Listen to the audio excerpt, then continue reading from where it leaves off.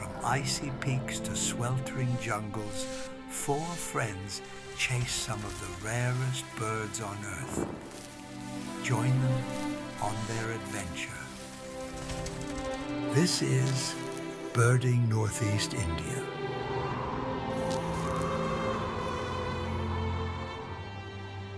So what's the situation? We're 10 minutes from the border of Arunachal Pradesh. We are exhausted. All we have seen so far is the insides of our eyelids and a delicious chickpea and masala breakfast.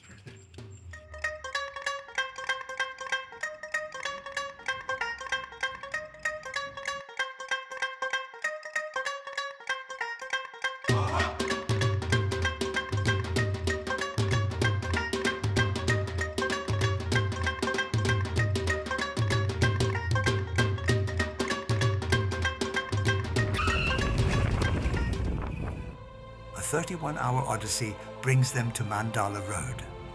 After that, ascend to the windswept heights of Sela Pass. Follow the slopes down to Eagle Nest, cross the mighty Brahmaputra and reach Kaziranga. Vast grasslands follow, giving way to the shadowy lowland rainforests of Dehing Patkai. Then the remote Mishmi Hills. And the last challenge, Namdapha, to search for the critically endangered white-bellied heron. It's almost 4:30. Had a good 7 hours to sleep. Now I have to find my way out of here. And we're going birding. Let's go, finally.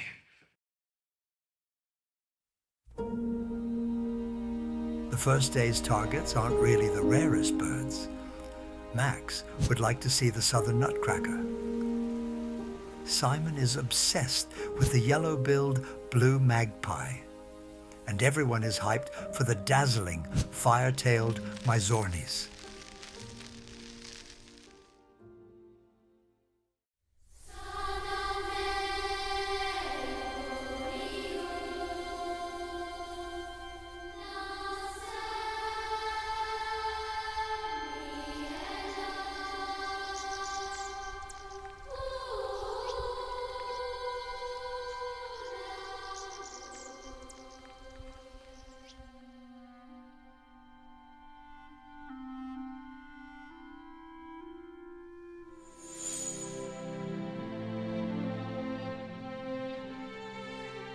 Off to a good start.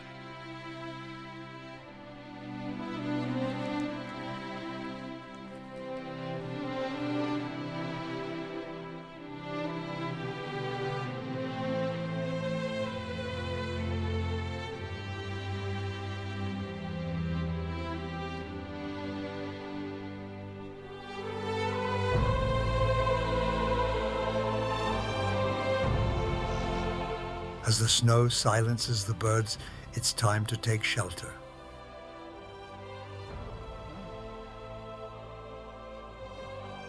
People here are tough, and life is harsh.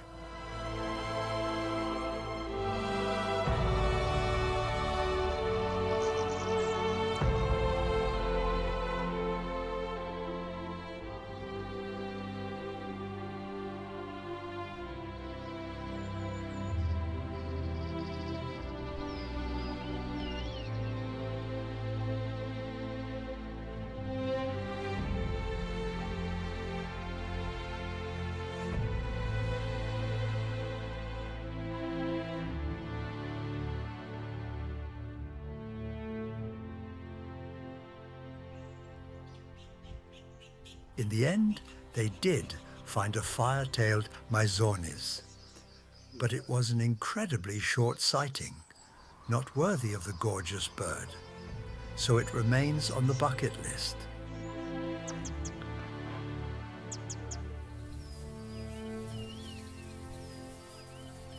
Time to gain some altitude. Sela Pass. With a slim chance to spot the Himalayan monol, a wintering solitary snipe. Feeding flocks of snow partridge. The pastel-colored white-browed tit warbler. And finally, the brutally named blood pheasant.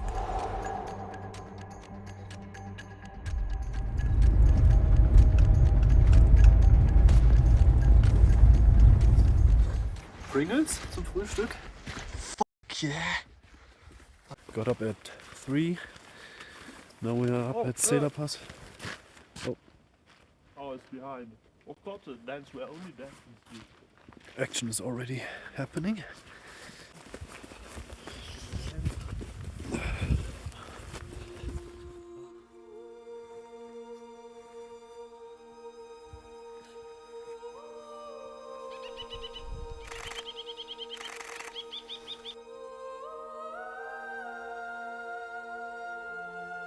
We just had a Malayan monarch fly overhead. I'm not sure where it landed, so we're hoping to see it again. It's my absolute dream bird. They did in fact not see it again. But hey, at least they got a great picture. But never mind the monal.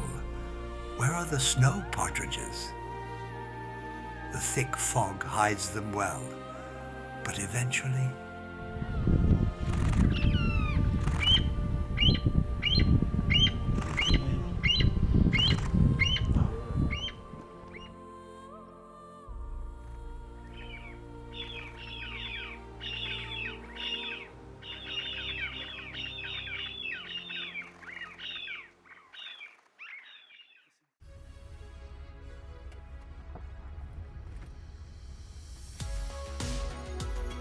In this magical, frozen world, a new landscape hides behind every turn.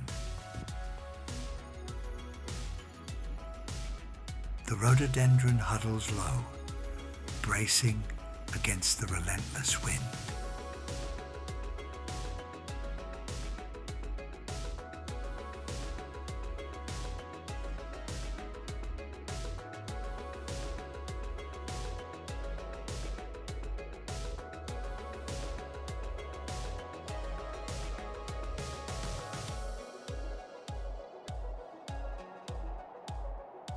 Can you imagine flying south for winter and then deciding, oh yes, this place looks warm and cozy.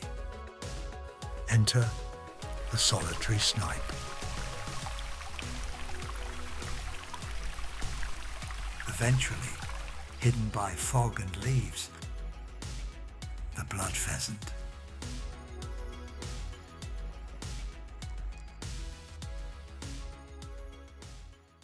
Alright, it's 4:30.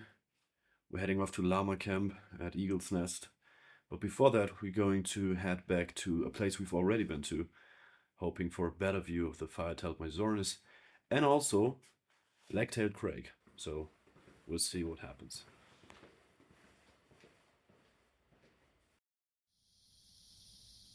The black-tailed crake loves dense cover, but with some luck, it might come out to feed.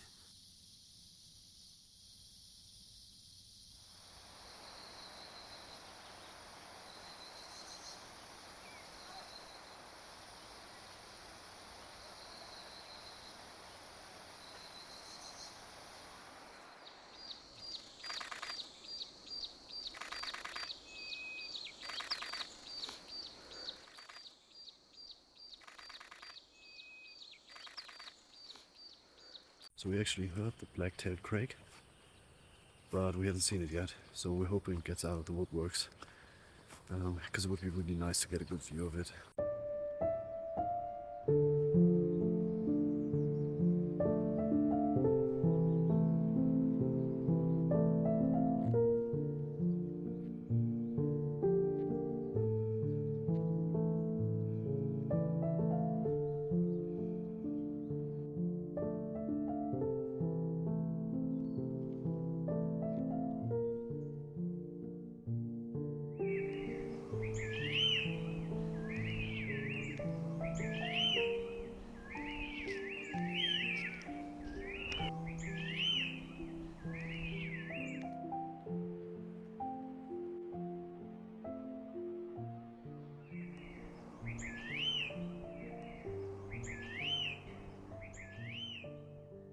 decided to take my breakfast while looking for the magpies, but apparently this brought a companion.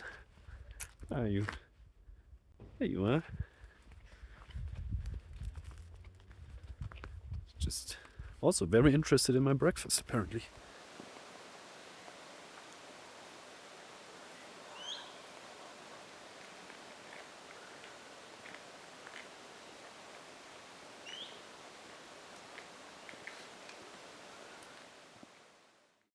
Later, the winding road twists through rugged terrain, crossing countless rivers.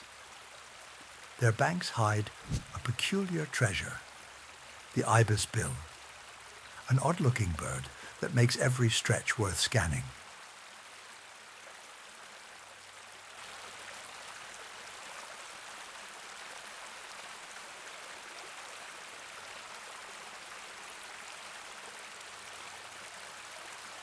Countless scans, plenty of birds, but no ibis bill.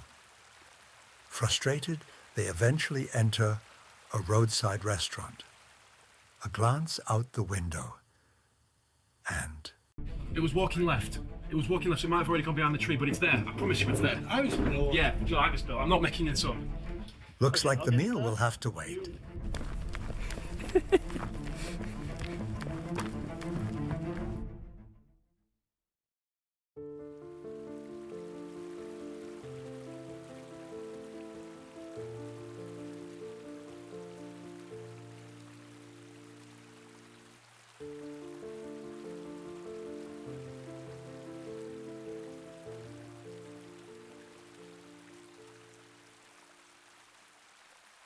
Are we happy?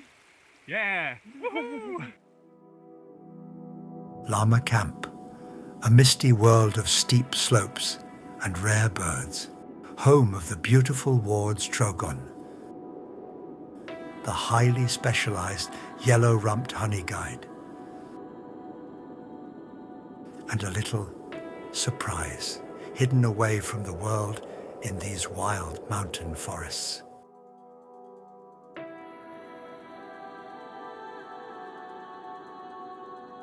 The area is protected by law, the native Bogun people, and the fact you'd have to be mad to drive a logging machine up this road. Our mystery bird lives only here, with a tiny range and a minuscule population size currently estimated in the very low hundreds. But before going for it, who is up for a little mammal quest around the camp? Could be a good flying squirrel habitat. Think so? We should go night walking and see if we find Bhutan flying squirrel. It would be ideal. Flying squirrels are notoriously understudied, fascinating nocturnal creatures that reach their highest species diversity in Asia. Finding one is as much a challenge as it is a treat. Yeah, that's a flying squirrel. While this one is widespread, this faraway Bhutan giant is not. And the night holds another surprise. That thing is alive. Now what about that ultra-range restricted bird with the tiny population? It is called the Bugun leochikla, and it is the next day's paramount priority. These vibrant forests pulse with bird life, but the key lies in locating flocks of barwings, as the leochikla joins them at this time of year.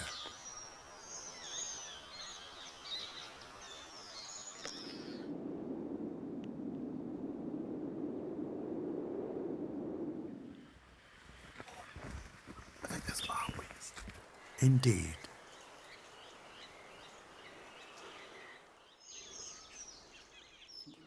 Dense shrubs with dozens of barwings flitting around. Hold on now, one of them is not a barwing.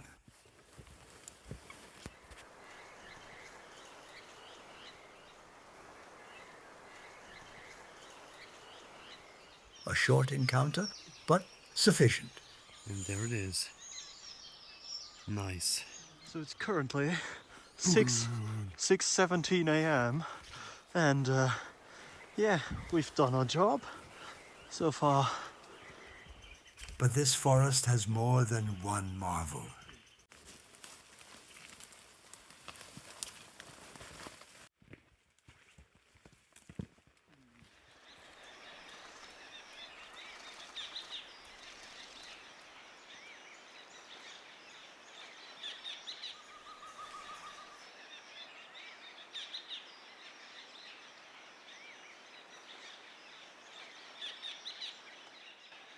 There is even another brief encounter with the group's old nemesis, the fire-tailed Mazornis. To see it for more than a few seconds. The day ends with a peculiar bird. The yellow-rumped honey guide cares not so much about honey, but about the wax of wild honeycombs. Well, bon appetit. Descending down the mountain slopes, they reach Bompu camp, with its much lusher vegetation. It's the realm of the beautiful nuthatch,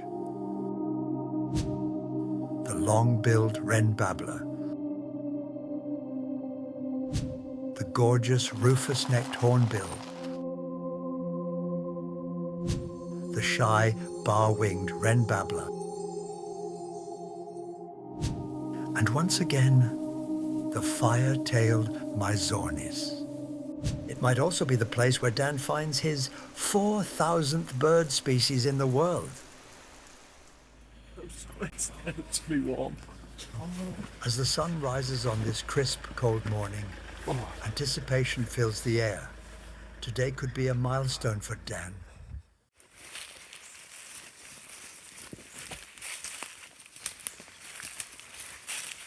Of course, every bird is special, but for such an occasion, everyone hopes for something truly dazzling or rare.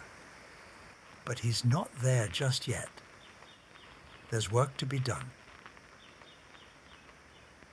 Time to rack up species left and right.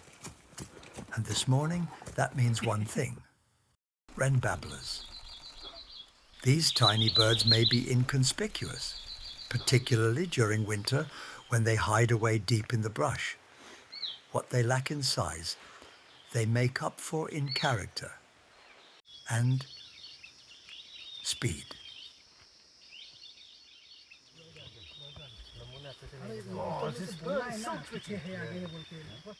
The long-billed wren babbler flashes by as well, but the sighting is too bad to count.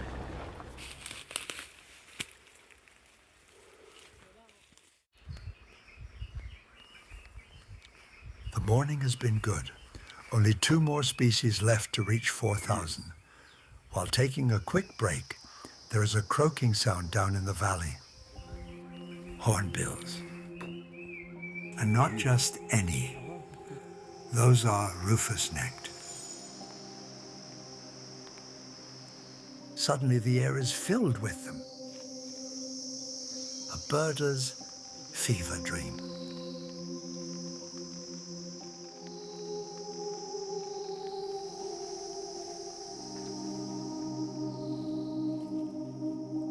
What an epic 4,000th bird that would have been. My name is Daniel Branch, and I'm currently on 3,999 species in the world, thanks to our recent sighting of in excess of 12 rufous-necked hornbills, which means the next new species I see will be species number 4,000. I really hope it's not something shit. Now, any new bird could be the one. A flock of pigeons flutters past. Uh-oh. After the majestic hornbills, could Dan really end up with the widespread and rather unremarkable mountain imperial pigeon as his prized bird? That one has a tinge of like greenish. Say it again. No? No? Oh boy, that's not an ashy. No, there's no contrast from a breast to the head. Oh no, it's not! Ah, it's got a tick next to it! Woof! I don't remember where. Relief. He has already seen it before. The throne remains unclaimed. But not for long.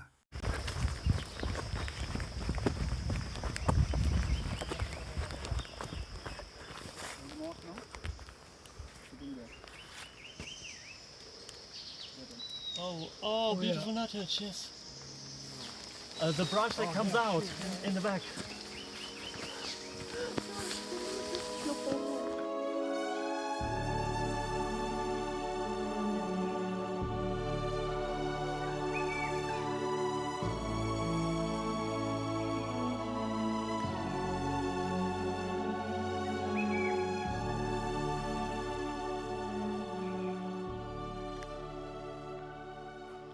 It's beautiful.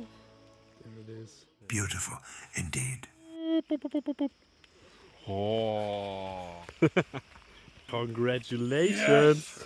Yes. Beautiful nuthatch. What a beautiful, beautiful species. We will absolutely celebrate that today.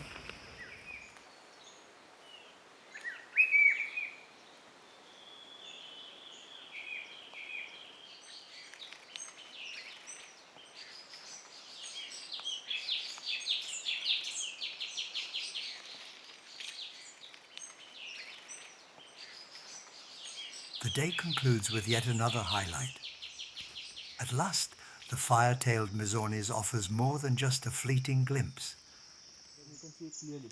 And it's down here. Simply stunning. Oh yeah, I got it. Oh.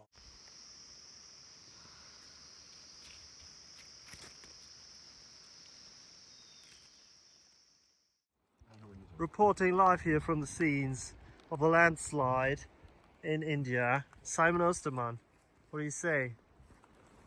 I just want to see big boulders fall down. It's a fashion fair. That's the master of disaster.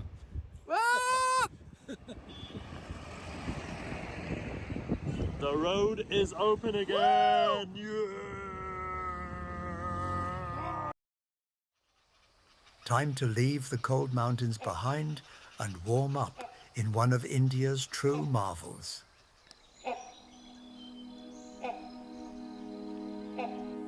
Kaziranga, a vast wetland on the banks of the mighty Brahmaputra.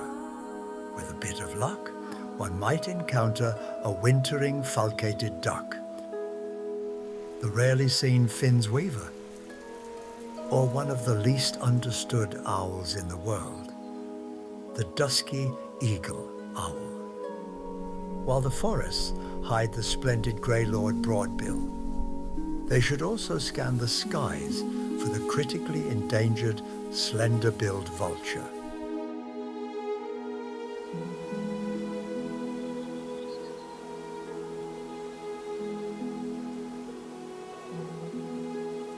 Most people come here for the mammals. One-horned rhinos and elephants seem to lurk behind every corner. And while the tiger population is high, these cats are hardly ever seen at this time of year because the tall grasses hide them so well. Only Martin has seen tigers before. For the others, it is a dream, unlikely to come true here. But there is plenty of bird life to make up for it.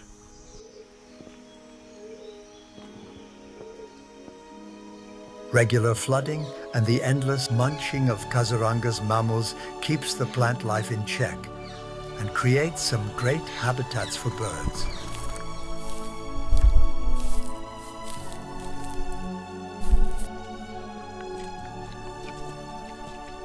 Seriously, there is a lot of munching.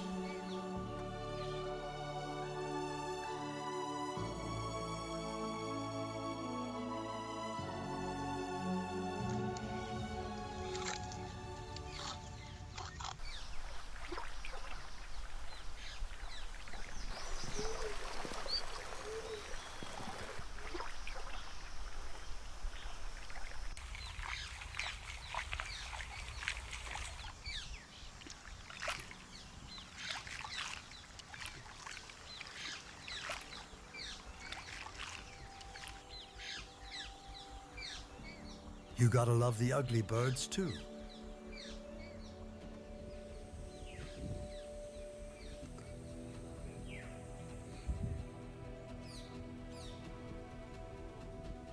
Then, in the distance, a falcated duck and a bicol teal right in front of it.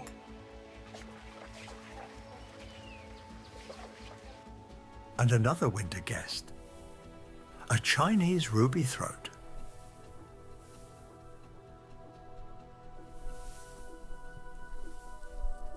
While the grey-lord broadbill remains hidden, they are able to tick off Finn's weaver.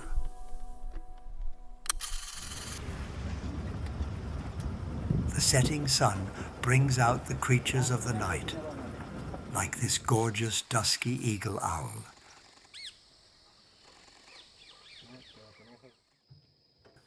But as the light fades, so does any glimmer of hope of seeing a Bengal tiger. It was never likely. But then, why should the star arrive before the stage is set and the light is right? Don't drive, don't drive. Stay.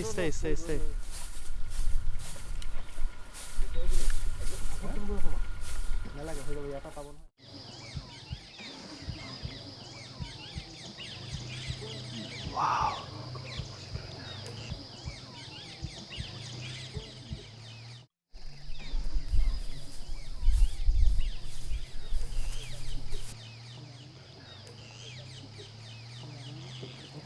Stretching.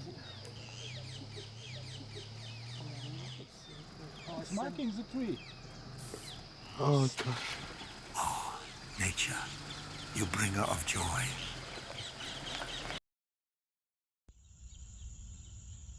Before heading to Dehing Patkai, our friends take a moment to explore this idyllic wetland. It's a prime spot for grass owl.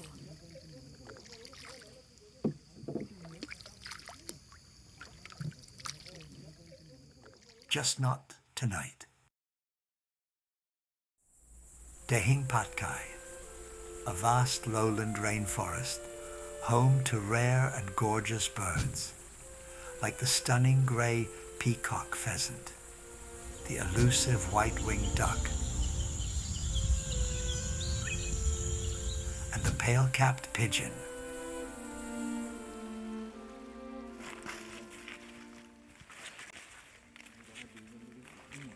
The treetops are home to some curious mammals, like these hoolock gibbons and this black giant squirrel. And some birds they had missed in Kaziranga. From afar, our friends even get a short glimpse of two white-winged ducks taking off from a well-hidden forest pond. One might hope for a better encounter to check if they have landed in the surrounding swamps. But these ducks are easily spooked, and since their global population has seen a dramatic decline in the last decades, it's best to just leave them alone.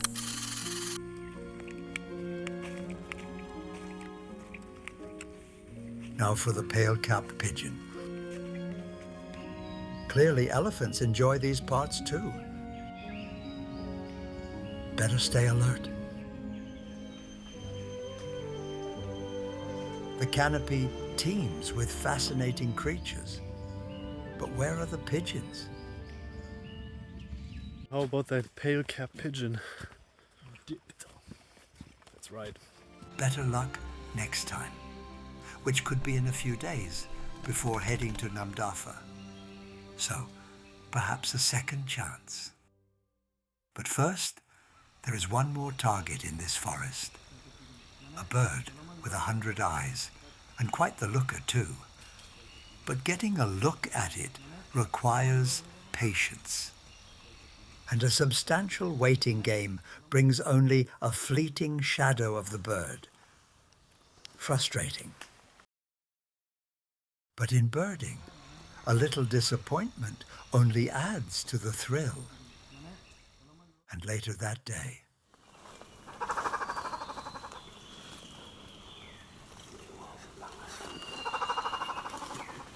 it's the grey peacock pheasant, and it is here to make an impression.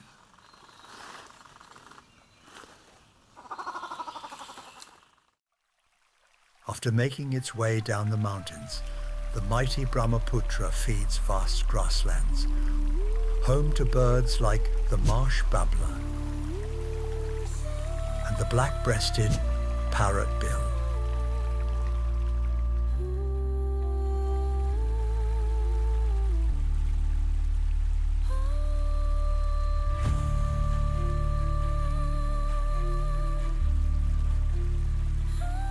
In dry season, Brahmaputra is made up of braided channels, so taking off the boots is a frequent occurrence.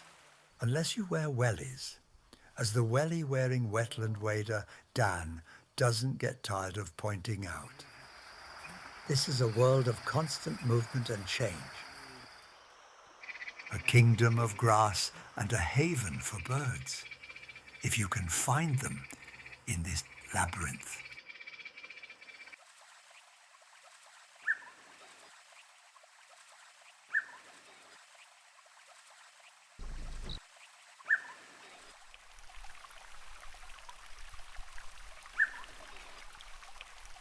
After quite a while, the rarely seen marsh babbler makes a short appearance.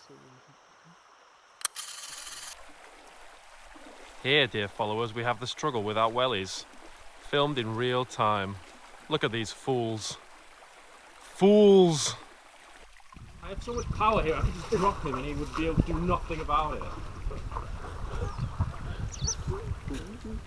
Oh, cheers. Birding here has been tricky, but in the end, the black-breasted parrotbill makes more than up for it. Just look at that bill.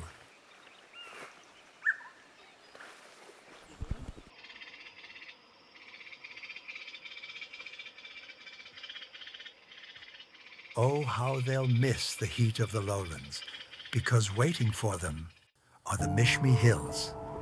At this time, a cold, misty region teeming with life, including the Kashar wedge-billed babbler, the pale-billed parrotbill, the minuscule Gould shortwing, the tiny Mishmi wren babbler, the long-billed wren babbler they didn't tick earlier, and of course, Sclater's monal. Right, 2:55 in the morning, and we are heading out to find Sclater's monal in the Mishmi Hills.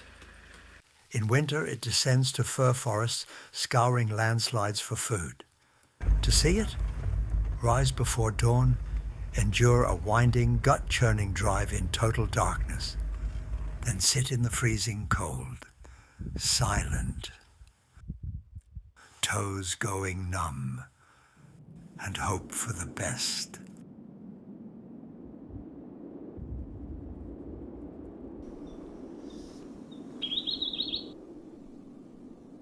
So that monal was a no-show so far.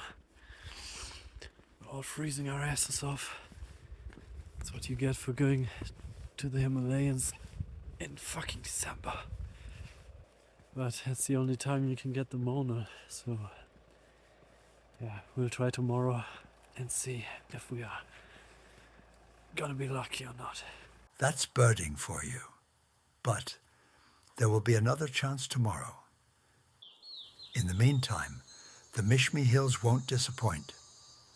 One of the most biodiverse places on Earth, they offer plenty of challenges, like trying to get a glimpse of Gould's short wing,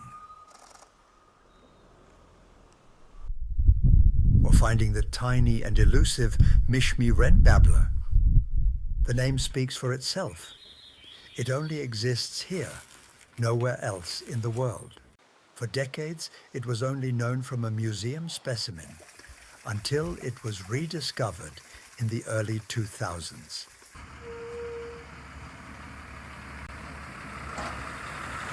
Oh, that Mishmi Ran babbler, really, it's difficult. It moves like a mouse, in winter at least. It's so difficult to spot. And you can see the wall behind me. It will actually move behind the moss and hide. Fortunately, persistence pays off in the end. Woo! The Mishmi Ran babbler. Yeah, boy. Let's just hope that holds true for our main target too. Day 2 of trying for Sclater's Mona. It's 3 a.m. again. Let's hope we have better luck this time. A few hours later, Okay, no sign of the Mona. It's probably not gonna show up. We do have another day tomorrow, but it also means that we're gonna have to do all of that tomorrow again. Get up really early and then stand here and freeze our asses off. But that's the way it is. So, the landscape is very nice.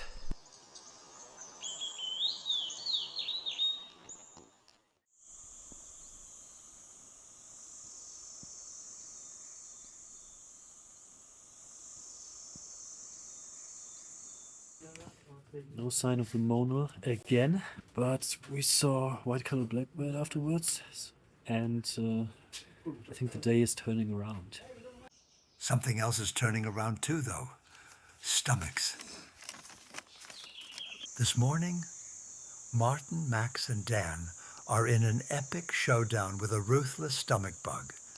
And for quite some time, the bug is winning. On the upside, finally, a tickable, long-billed wren babbler. Even the pale-billed parrotbill emerges from the bamboo for a split second. Now watch what just a few hours and some excellent bird sightings can do for the human health and spirit.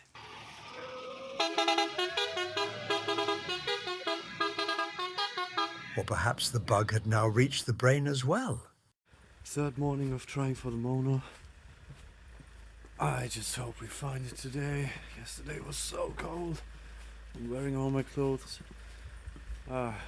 Fingers crossed. If it doesn't happen today, it won't happen at all. Another morning. No Mona. Pain. The faces of 3 men who have suffered for 3 days. One of the men did not make it today. Oh yeah, exactly. We lost Martin. Well, at least we tried. But it's just not here. Well, you can't always get what you want. And disappointments are part of the game. After Martin had been forced by the doctors to rest his legs for a few days, the gang is now back in full force and ready to settle a score with a certain pigeon.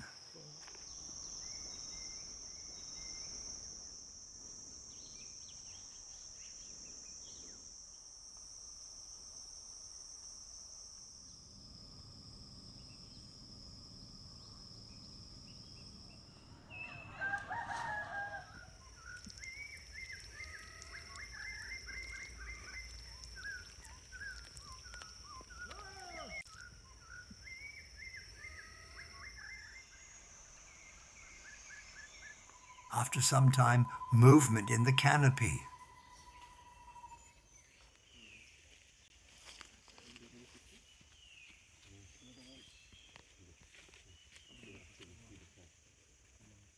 There it is, the pale-capped pigeon.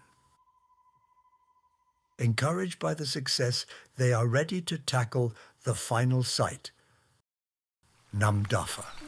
At the border to Myanmar, this enchanted forest holds rare species like the brown-crowned scimitar babbler, the inconspicuous Austin's brown hornbill, the charming long-tailed broadbill, and one bird Martin has long been after, Blythe's kingfisher. And finally, a ghost of the wild, the white-bellied heron. No one knows how many remain in the world.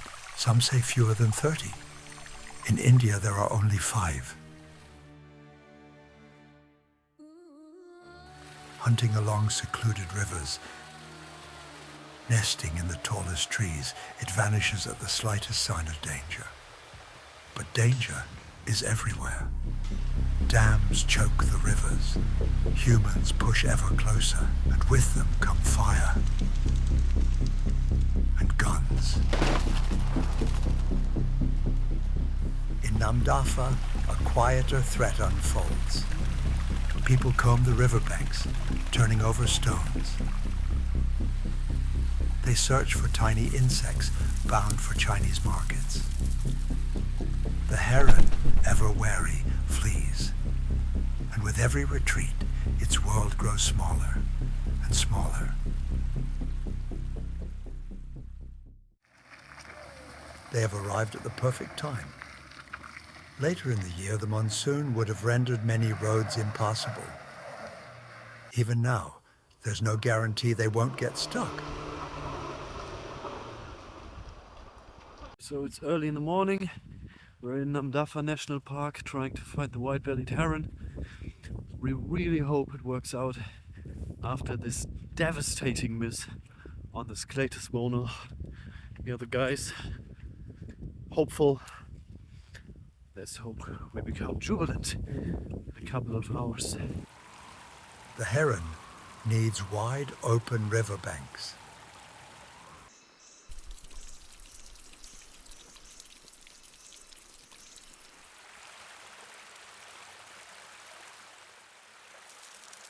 Here they are, the bugs that lure people deep into the heron's habitat.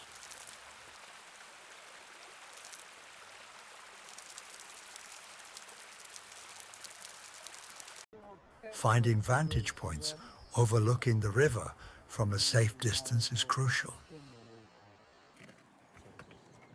A watchtower stands above a broad riverbank. Prime habitat. The waiting game begins.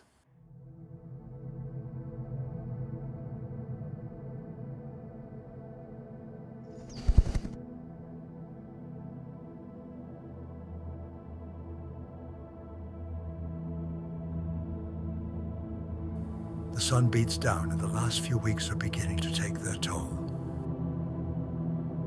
Hours pass. No sign of the heron. It won't come today. Dusk arrives, ushering in the creatures of the night. Flying squirrels take to the air and to the trees.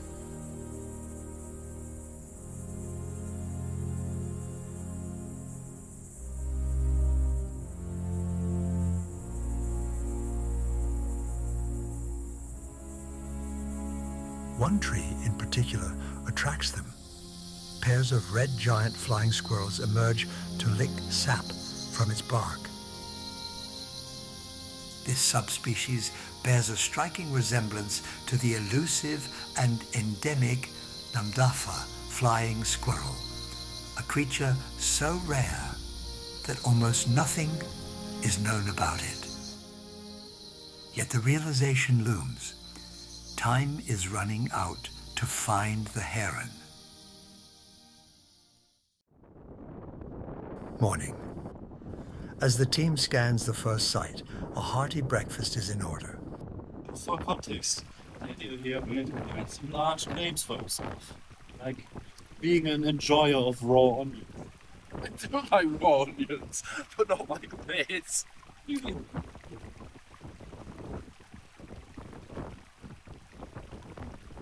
Actually, not bad.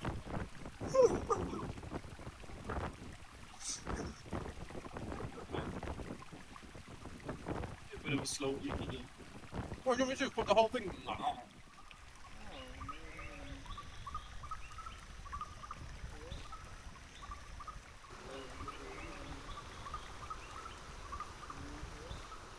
Back at the watchtower, still no heron.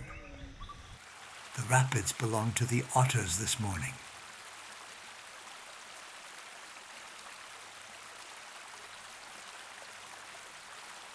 It's time to push deeper into the forest and to tackle the mud.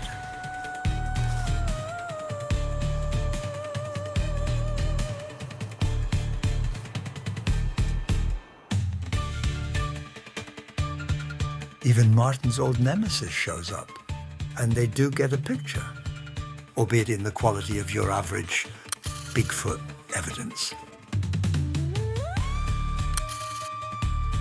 A hectic encounter with some long-tailed broadbills and the challenge to manage a record shot of the brown-crowned scimitar babbler take their minds off the heron for a brief moment.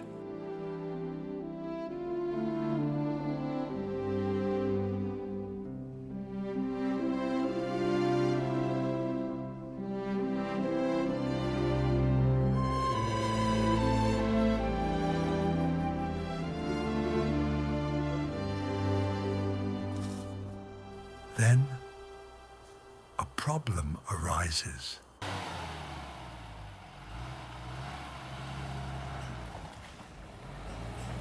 The only way to travel.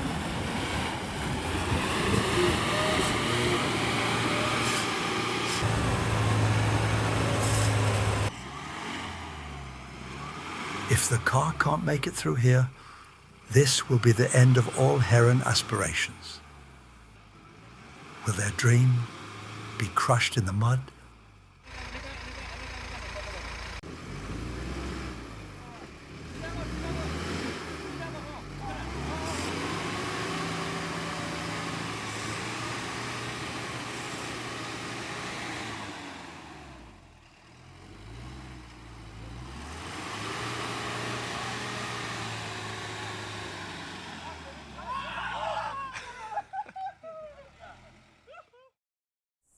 Finally, the perfect spot. But then, insect collectors, right in the feeding habitat. The heron won't tolerate this. It gets worse.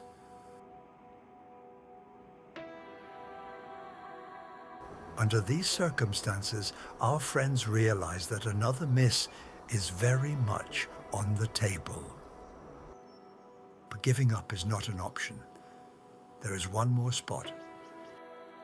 Past it, the mud becomes insurmountable.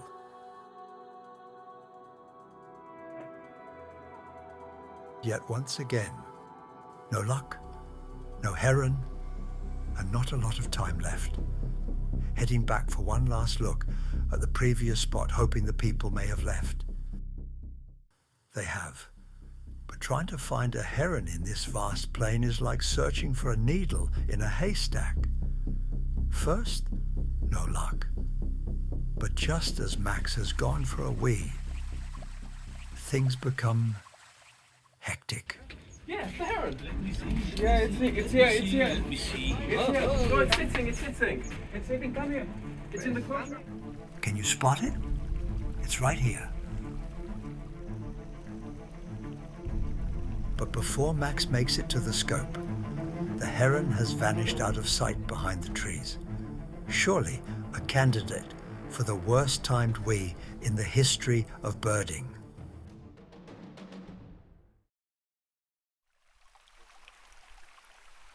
Poor Max is truly devastated, cursing himself, head in hands, utterly defeated. Herons can stand motionless at the same spot for hours. Time he does not have.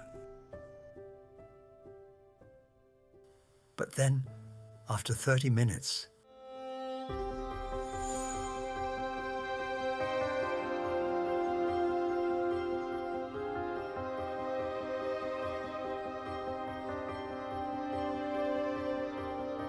why do people search for birds?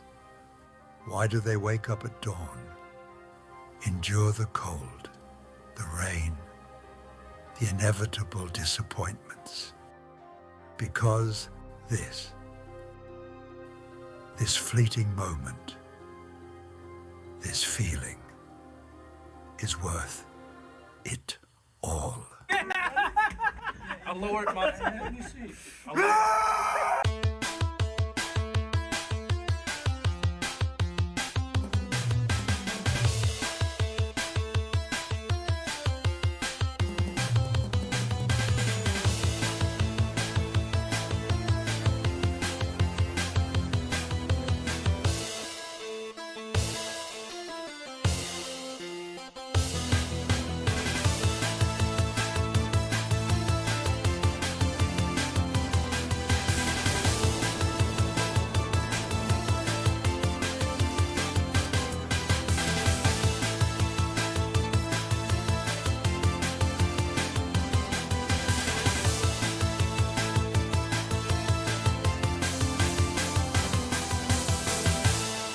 Klar, bei mir müssen wir nachdenken. Was habt ihr da für eine Scheiße gebaut?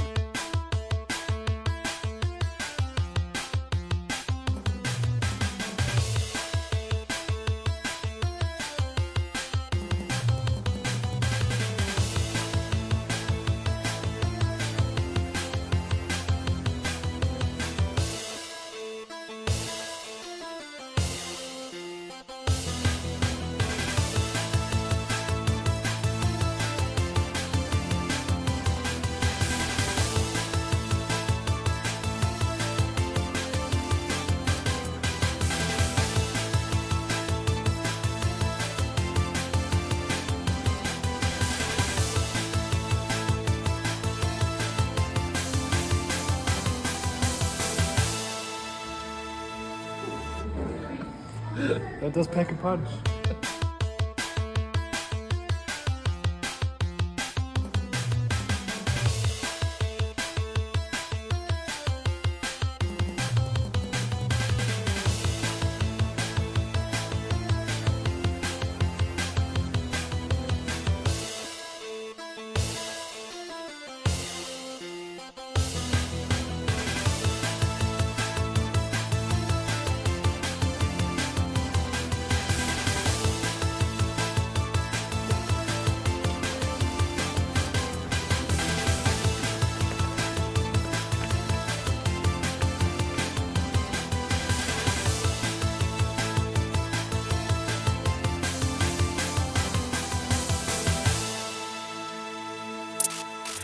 Great, like